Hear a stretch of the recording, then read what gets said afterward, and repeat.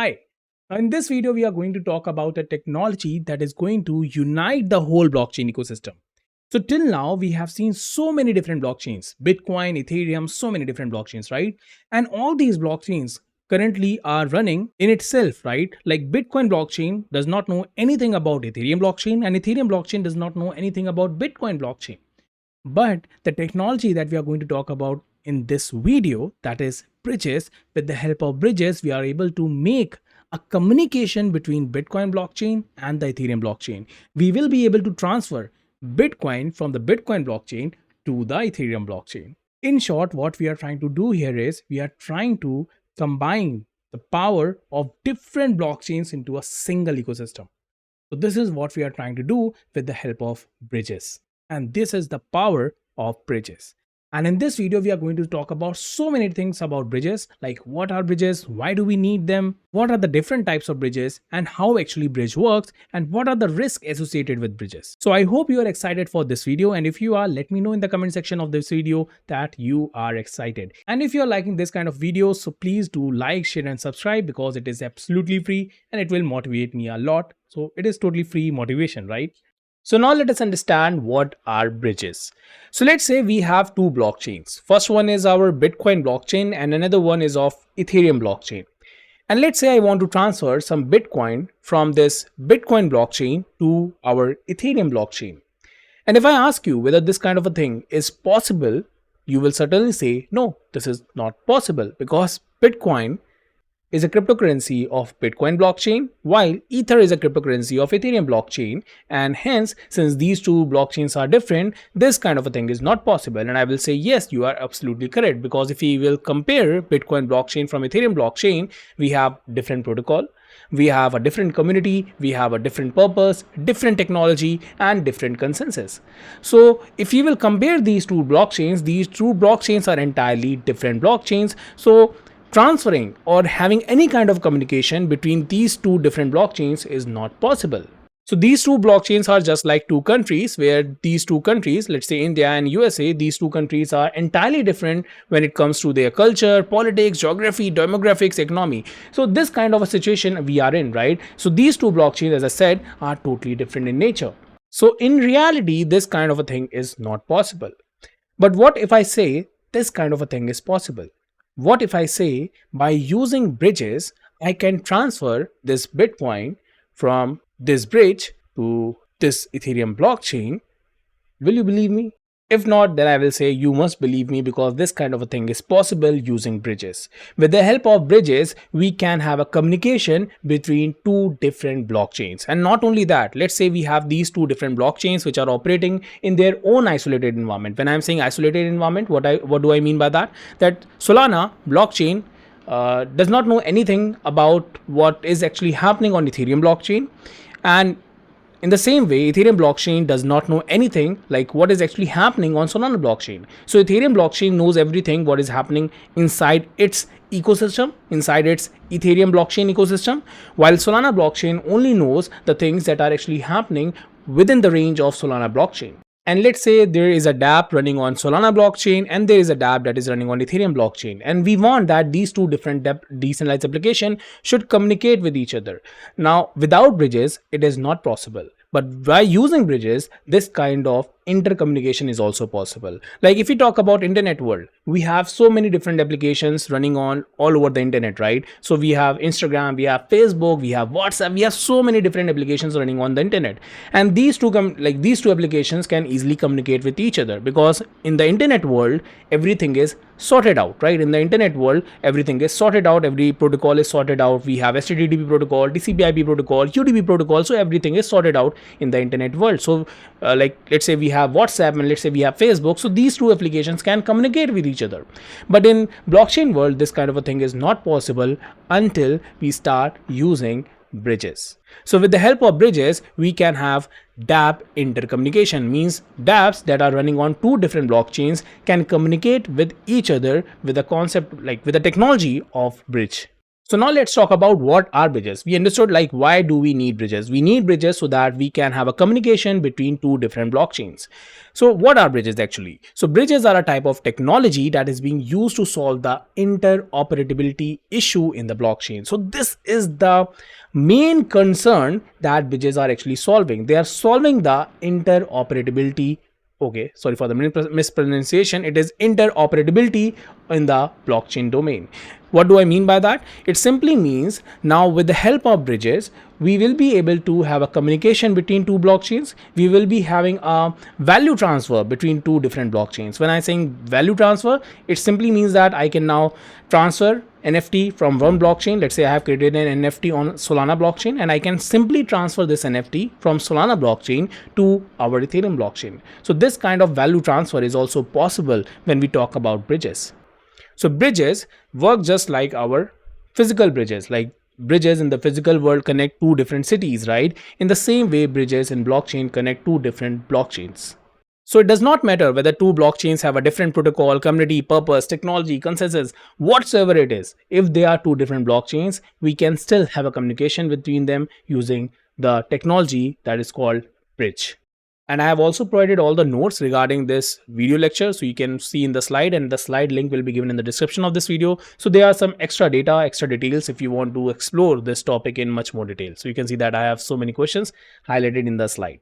Now let's come to the important part, like what are the benefits of bridges? So we understood like why do we need bridges, but what are the different benefits that we get if we are going to use bridges in our blockchain domain? So the first benefit that you are going to see is increased of liquidity. Let us understand this with the help of an example. So let's say we have these two different blockchains, Solana blockchain and Ethereum blockchain. And on Solana blockchain, let's say I minted one NFT. Okay. After minting of this NFT, I'm looking for someone to buy my NFT. But on the Solana blockchain, there is no one who is interested in buying my NFT. Now, in that case, what I can do is by using bridges, I can simply transfer this NFT to the Ethereum blockchain so that the Ethereum community can also have access to this NFT. Means if the Ethereum community wants to buy this NFT, they can buy this NFT on the Ethereum blockchain as well. Now, this is the beauty of bridges, right? So now I have increased the liquidity of my NFT, right? Earlier, my NFT was only limited to the Solana blockchain, but now my NFT is not only limited to Solana blockchain, but I can also have my NFT on any of the blockchain. And now I have more chances, like I have a huge marketplace where people can buy my NFT. So with this, we can increase the liquidity of an NFT, and not only of NFT, we can also increase the liquidity of any cryptocurrency also as well using the concept of bridge. Second thing, greater accessibility. So till now, whenever anyone enter into the field of blockchain, generally they start with Bitcoin, right? And the problem with Bitcoin is that Bitcoin cannot be used in any of the decentralized applications. So a person who is just entering into the blockchain world having some Bitcoin cannot utilize the power of decentralized application. But now with the help of bridges, that person can simply convert this Bitcoin, or I will say simply have this Bitcoin converted into a cryptocurrency known as wrapped Bitcoin. We will talk about this when we will talk about the bridge working. So with that, this person now have a greater accessibility of the blockchain world. Earlier, it was limited, right? Earlier, that person was limited to the Bitcoin so that he can only use the Bitcoin for just normal transaction. But now he can easily convert this Bitcoin into a wrapped Bitcoin, which we will talk about. And now this wrapped Bitcoin can also be used on Ethereum blockchain. So this is the beauty of, again, bridges, right? Now come to the third point, that is enhanced functionality. So earlier, like whenever you were doing some lending process or taking some loan or whatever you are trying to do on the cryptocurrency, in the decentralized finance field of blockchain, you are very much limited to a particular blockchain. But now you can lend someone cryptocurrency on another blockchain. If you have, let's say, Bitcoin, you can also lend it on another blockchain. And if you have, let's say, if you want to have some cryptocurrency as a loan, you can do that as well on the. Now coming to the fourth point, that is improved scalability. Now with the help of bridges, now we can increase the scalability. Like how? For example, if we talk about Ethereum, so Ethereum has an issue, right? The scalability issue. We can process less number of transactions on the Ethereum blockchain. But now with the help of bridges, we can simply bridge Ethereum to Polygon, and then we can simply take most of our transaction and we can simply bridge it to Polygon, so that Polygon can process all those transactions. So by this we are actually lifting off the burden on the Ethereum blockchain. So now Ethereum blockchain is available for another important works as well. So by this we are also improving the scalability of the blockchain, because now we are having a unity of blockchain between the blockchains. So one blockchain is doing this, another blockchain is doing this, and they are actually working together, kind of a scenario. And last but not the least, we have the low transaction fee. So as we have discussed in the previous example, like I can mint my NFT on Solana, I can sell this NFT on Ethereum blockchain, right? So minting cost of NFT is less on Solana, right? So I can do this kind of thing as well. I can mint NFT on a blockchain which costs me less transaction fee, and then I can sell this NFT on a blockchain wherever I want. Okay, like in the games as well. So whatever blockchain game you are playing, for example, so you can mint your blockchain game assets on a blockchain which costs you less transaction fee, and then if you want to sell those asset to someone else, you can sell it on a blockchain like of your choice. So yeah, with the help of bridging you can do this as well. And if you want to see how like bridges actually work in practicality, you can see my ZK EVM video where I have shown how you can actually bridge your Goerli testnet into ZK EVM testnet Ether. Okay, so let me show you that as well. So let me connect my wallet. Okay, so now what I am trying to do here is I'm entering into Polygon bridge. Okay, Polygon ZK EVM bridge. So this video is not about ZK EVM. If you want to watch that, as I said, the links are given in the slide. You can see that. So you can clearly see that this is a Polygon ZK EVM bridge. And now in this bridge, what I can do is I can simply have my Goerli ETH. Okay, I can simply transfer my Goerli ETH here. So let me show you. I have a Goerli testnet. So this is my Goerli test network again, but I do not have much amount of Ether, and Goerli is costly nowadays, right? So I cannot, use this. I don't think so. I have that amount of Ether to transfer, but let me try. Let's say if I want to do this kind of thing, yeah, I can do that. So you can clearly see that now I have this amount of Ether, and I can simply transfer this Ether to my ZK EVM testnet. So bridge ETH, that is Goerli ETH, to my ZK EVM testnet. And by this, what I'm trying to do here is I'm simply converting my Goerli ETH into a ZK EVM testnet Ether. Now this is beautiful because I do not need to go like any marketplace to buy this. I do not need to go to any faucet to have this. I can simply convert my Goerli ETH into my ZK EVM testnet. So you can see that I have my ZK EVM testnet, and in this you can see that I have some amount of Ether, and this Ether are nothing but these Ethers actually got converted from my Goerli ETH only. And I can do that again, just doing this bridging and all those things, but I'm not going to do that in this video. If you want to have that look, you can simply see my ZK EVM video. That was an awesome video, I will say, so you can definitely watch that video. Okay, now you must be having this question, and if you do not have this question, that you must have this. Okay, we are using bridges, right, for this crypto transfer. But before bridges also, we were able to do this crypto transfer using the cryptocurrency exchange. How? Let's see that. So let's first of all understand understand this with the help of a currency exchange. So let's say this is a person who belongs to India, and this person, let's say, wants to go to USA. Okay, and this person is actually using this Indian currency in order to travel to USA. And if I will ask you like whether this kind of thing is possible, you will say no, this is not possible, because this is an Indian rupee and you cannot use Indian rupee to USA, right? Because USA has its own currency, that is dollars. So we cannot do that, right? And I will say, yeah, you are correct. So now in this particular position, this person needs to give this currency to a bank or any mediator so that this bank can provide him with some dollars, right? So that this person can go to USA having these dollars. So we are doing a currency exchange, right? We are actually transferring our Indian currency to the bank, and the bank is then providing us with this dollar amount. In the same way, let's say if someone who belongs to USA, for example, like this person, and this person wants to go to India, so again this person needs to go to the bank and he has to convert his USA dollar into Indian currency, right? Now if we will talk about in this particular case, what is the benefit of banks here? So the simple thing is that banks are getting some amount of commission here, right? They are getting commission for this transfer.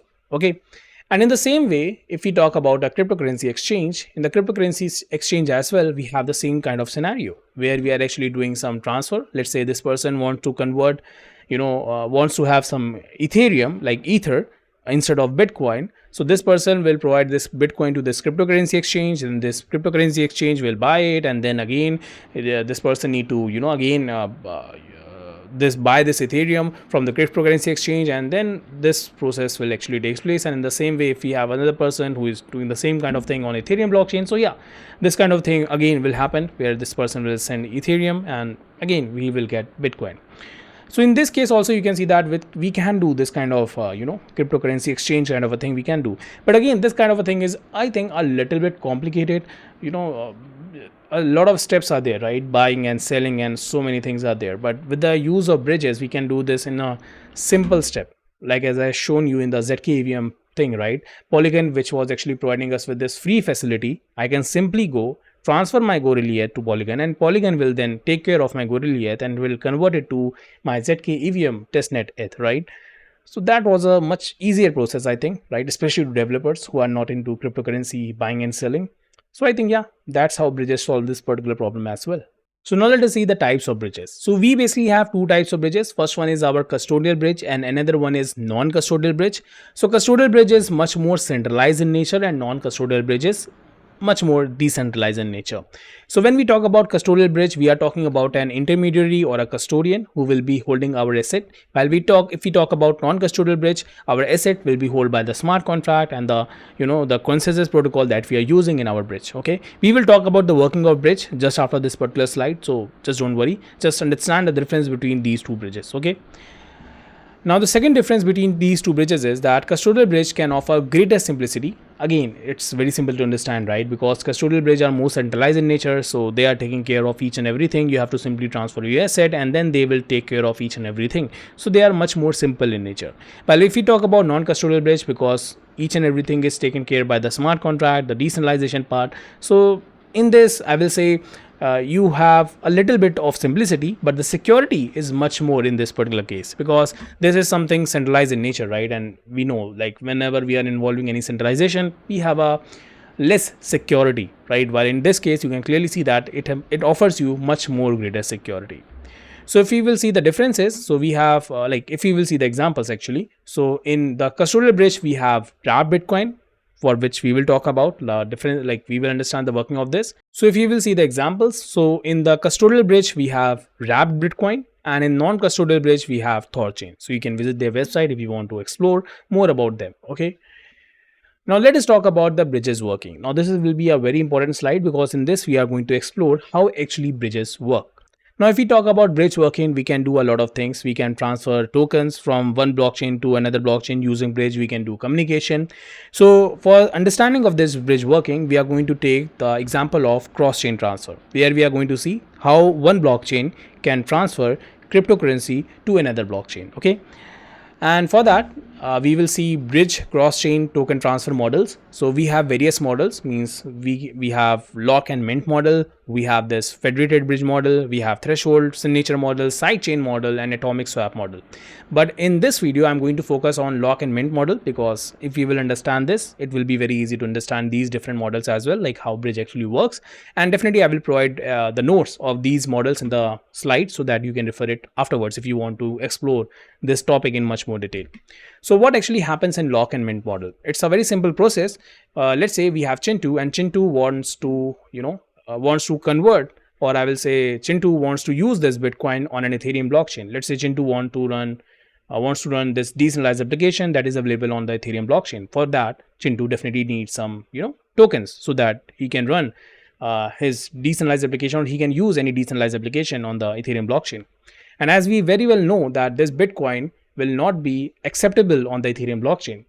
So what Chintu will do is, Chintu will transfer this Bitcoin to a bridge. So this bridge can be either a custodial bridge or a non-custodial bridge. And then this bridge will lock the cryptocurrency of Chintu. And this phase is known as lock phase. Okay, so where Chintu has transferred this Bitcoin to the bridge, and now this Bitcoin is within the boundaries of the bridge, so it is in lock phase. Now this bridge will convert this Bitcoin into a different kind of cryptocurrency, which is known as WBTC, that is wrapped Bitcoin. Now this wrapped Bitcoin is just a fancy name. You can think of this wrapped Bitcoin as ERC20 token only. ERC20 token, as we very well know, that ERC20 token can be used on the Ethereum blockchain. So this WBTC is nothing but this is equivalent to your ERC20 token. Okay, and this process of minting of this WBTC, minting of this ERC20 token is known as mint phase. Okay, and once this is done, this WBTC can be transferred back to Chintu, and now Chintu can use this WBTC on the Ethereum blockchain, because as I said, WBTC is nothing but this is your ERC20 token only. Okay. Now the reverse process is also possible. Like some bridges are one directional and some bridges are two directional. So like in this, like the process where Chintu converted his Bitcoin to WBTC is a one directional process. So can we get back our Bitcoin from this WBTC? Yes, we can do that as well. So we can transfer WBTC to this bridge and we can get back the Bitcoin as well. So these kind of bridges are actually known as two directional bridges. Two directional means like bi-directional bridges actually. Like why they are called bi-directional? Because we can transfer Bitcoin and we can again get by transferring Bitcoin we will get the WBTC, and by transferring WBTC we can get Bitcoin. So this is the bi-directional process. Okay, and this process, this phase is actually known as burn phase, where we are actually providing back the WBTC which will be burned, and we are getting back the Bitcoin that we have. Okay, and this is actually happens in a one-to-one manner. Means if you have 5 BTC, so this 5 BTC will get converted into 5 WBTC. So I'm just explaining you this one-to-one model. Okay, so this is how actually bridge works in real life. As you can see, it's a simple process on the screen, but this is not as simple because a lot of things actually happens behind the back. And if you want that I should make a video on this, definitely let me know in the comment section that we want a practical video of how actually bridge works. So I will code a bridge for you, but you need to comment below the video. Okay. See, bridges are a wonderful technology, but still they have a lot of chances of getting hacked. So we have a lot of bridge hacked in the past. And if you talk about, let's say, Solana's wormhole bridge, which was hacked in 2022, and hacker was able to steal $325 million.